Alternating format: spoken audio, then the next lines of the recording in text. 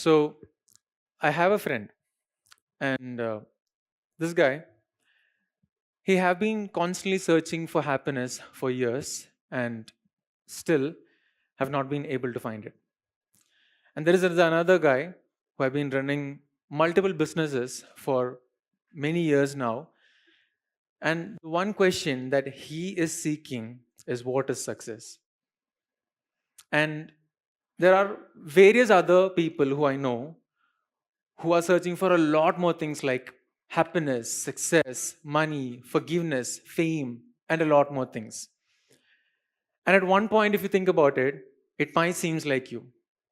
It might actually be you, right? From the day we remember, we seek a lot of things,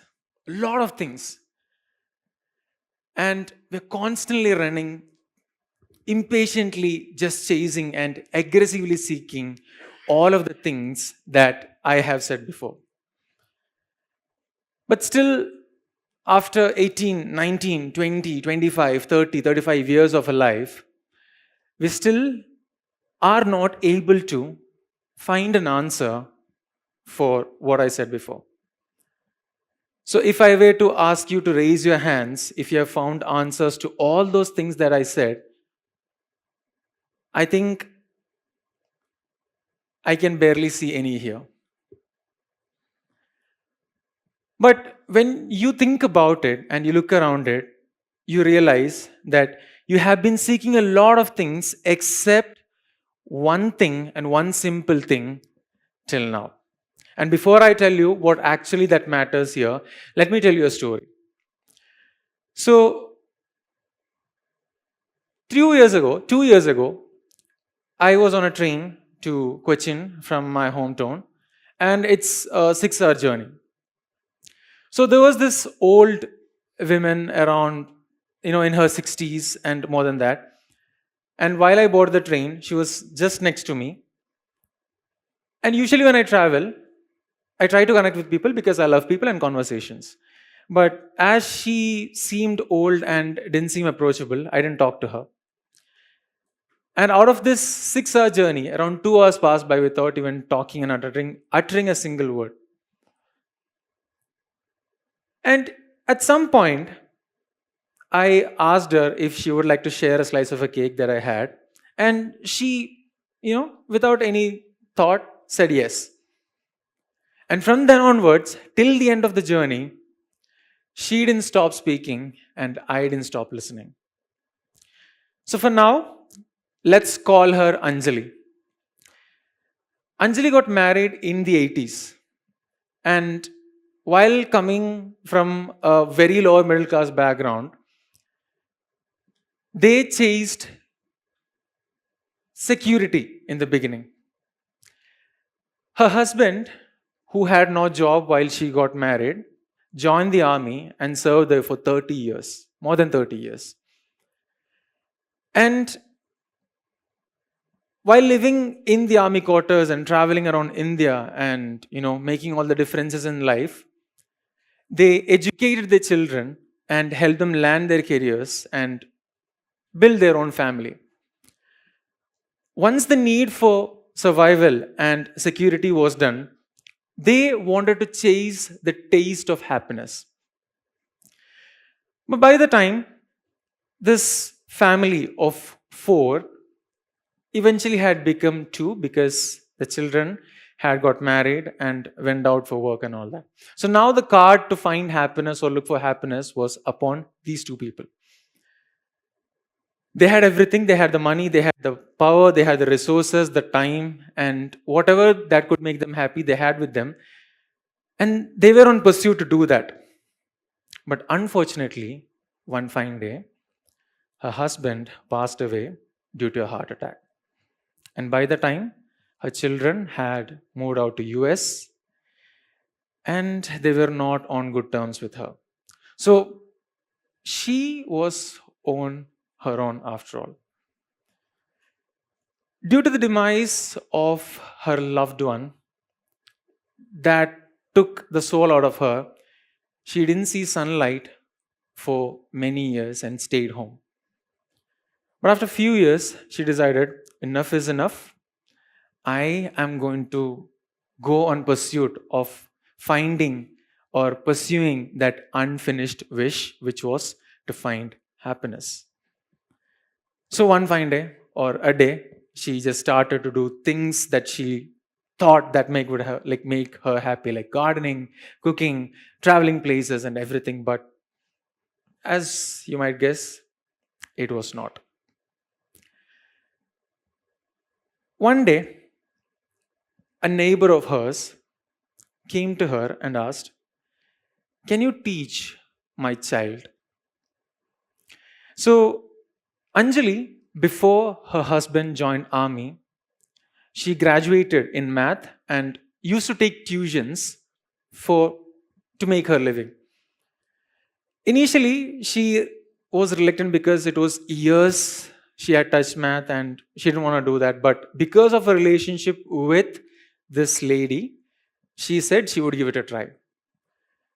And once she started to teach, she slowly started to realize that this was something that brought the best self out of her, and she loved teaching. And when she looked back, she realized she was at her best always while she used to take tuitions and also help her children learn during their childhood. And in that train, during that conversation, she actually shed upon light on one of the most important, one of the most, sleep taking questions that I have been asking for a long time till then.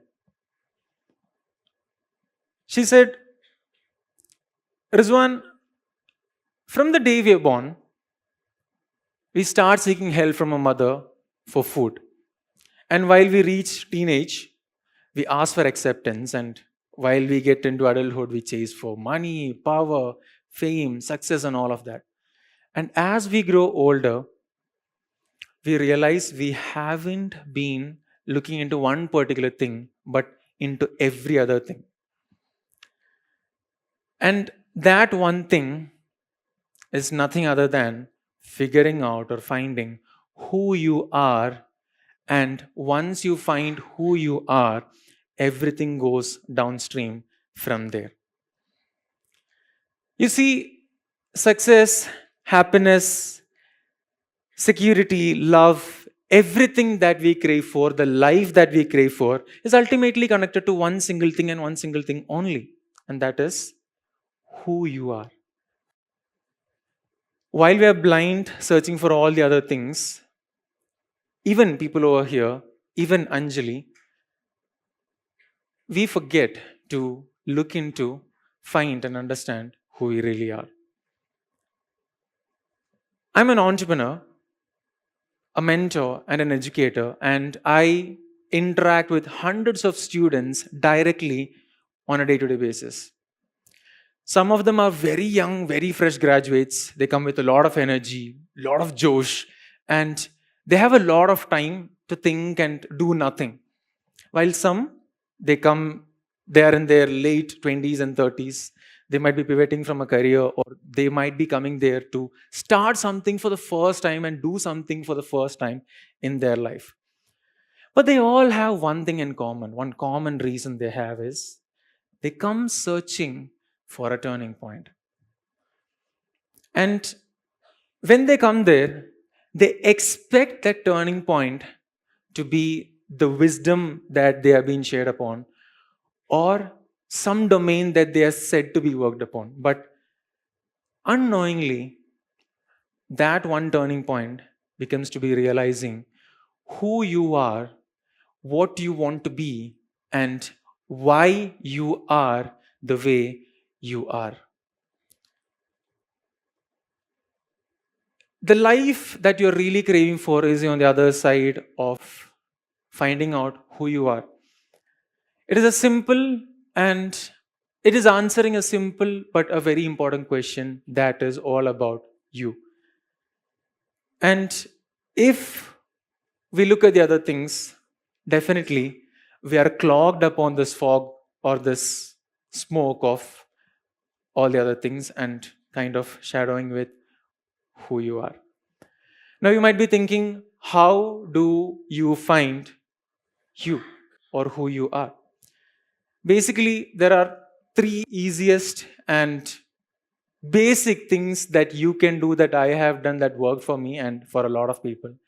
The number one thing is to just give yourself a chance, to not limit yourself, to not label yourself as one particular thing. You might be a painter, but who knows? You can try out dancing and you might find out that you're good at that too. You might be a teacher, but you might later understand that you can sing well too. Don't limit yourself in being one thing while stopping the pursuit of understanding who and what you actually have. Number two, jump first and think second.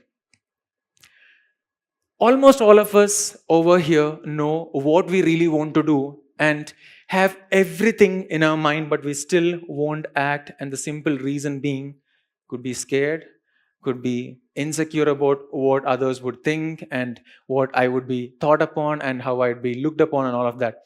But the number one realization and the lesson that I have had in my life after all these years and all the failed businesses and everything that I've done is nobody remembers what you have done in 2 months or 2 years or 20 years, and the generations that they have been living upon might change even later on, and you're just simply wasting your life thinking what others think of you.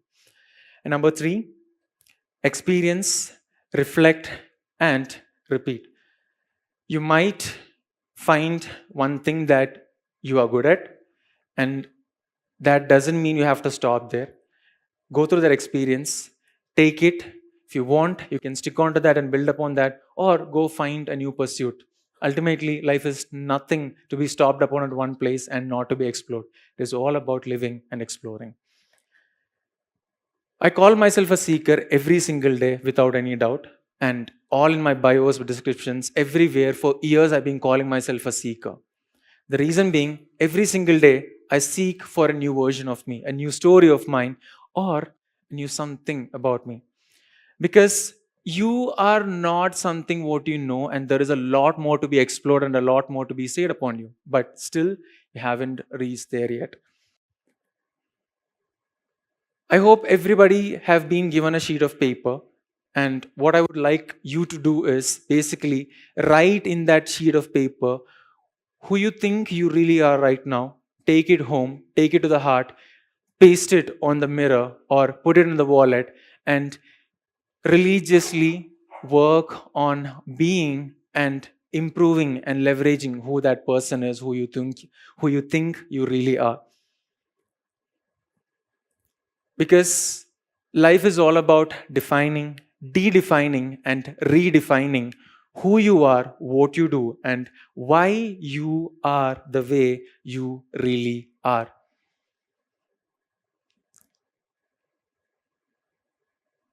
Seeking life and everything around it starts from seeking you. Because once you figure out what you are, who you are, happiness, success, forgiveness, everything, it is downstream from what that is. The greatest code that you're searching, the greatest cheat code that you're searching for your life to figure out to ease, to change your life, is understanding what you really are. Instead of looking outside and being confused and looking into others' life and being comparing, just look into your life, understand who you are, and you will realize there is a lot more to be celebrated and understood and said upon about you and what you have been doing and about your story and everything. Let's create stories together, bigger, better, and brighter. Thank you.